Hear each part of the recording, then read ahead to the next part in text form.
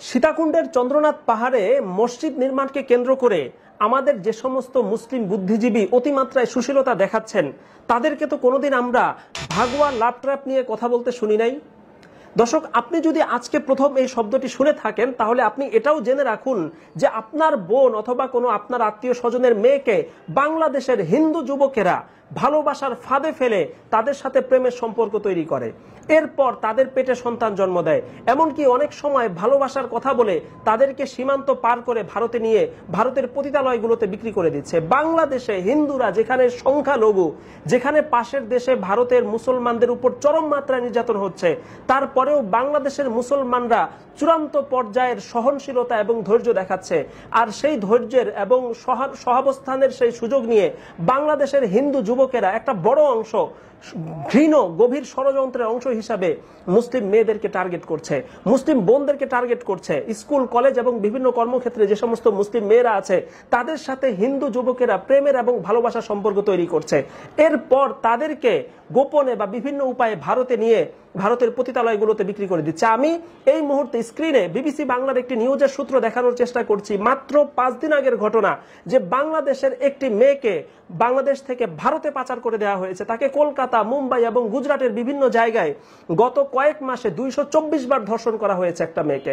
আপনি কল্পনা করতে পারেন এরকম ঘটনা বাংলাদেশে ঘটছে, এবং একটা নয়, দুইটা নয়, শত নয়, হাজার হাজার ঘটনা বাংলাদেশে ঘটছে। আপনি যদি ফেসবুকে সেভ আওয়ার সিস্টার্স নাম দিয়ে ফেসবুকের কিছু গ্রুপ আপনি সার্চ দেন, সেখানে আপনি বিস্তারিত তথ্য পাবেন কিভাবে দেশের টেকনাফ থেকে তেতুলিয়া প্রত্যেকটা জায়গায় বাংলাদেশের হিন্দুরা গভীর একটি ষড়যন্ত্রের অংশ হিসাবে ভারতের হিন্দুদের সাথে আতাত করে মুসলিম মেয়েদেরকে বাংলাদেশ থেকে পাচার করে দিচ্ছে।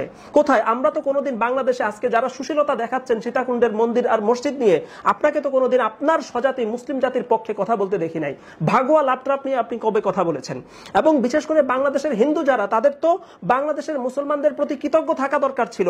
যেখানে পাশের দেশে সংখ্যালঘু মুসলিমরা নির্যাতিত হচ্ছে, সেখানে বাংলাদেশের সংখ্যালঘু হিন্দুরা সর্বোচ্চ সুবিধা পাচ্ছে। বাংলাদেশের হিন্দুদেরকে তো আমরা কোনোদিন দেখি নাই যে ভারতে যখন মুসলিম নির্যাতন হয় সেটার প্রতিবাদ করতে।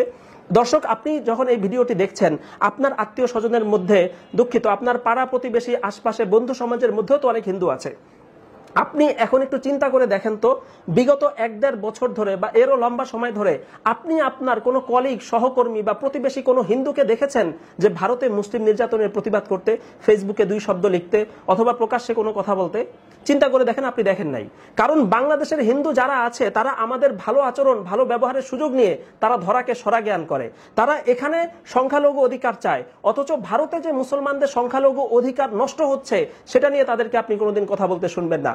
আচ্ছা, বুঝলাম যে সেখানে সংখ্যালঘুর বিরুদ্ধে কথা বললে সেটা তাদের স্বজাতীয় হিন্দুদের বিরুদ্ধে কথা হয়ে যাবে, কিন্তু ইসরায়েলে যে মুসলিম নির্যাতন হচ্ছে, ফিলিস্তিনে ইসরায়েল যেভাবে মুসলমানদেরকে নির্যাতন করছে, গাজায় করছে, সেটা তো একটা নিরপেক্ষ বিষয়, সেটা তো ইহুদিরা করছে।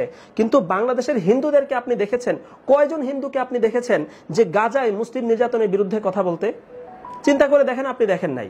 কারণ বাংলাদেশের হিন্দু যারা আছে তাদের মধ্যে একটা বড় অংশ এমন যে শেখ হাসিনার আমলে তারা সুযোগ পেতে পেতে প্রশাসনের আগা থেকে গোড়া পর্যন্ত, পুলিশের আগা থেকে গোড়া পর্যন্ত, বাংলাদেশের সচিবালয়ে অন্তত 1000-এর উপরে সচিব আসে। কিছুদিন আগে ফেসবুকে এদের বিস্তারিত তালিকা সহ প্রকাশ পেয়েছে যে বাংলাদেশের সচিবালয়ে শত নয়, হাজারের উপরে হিন্দু সচিব কাজ করছে।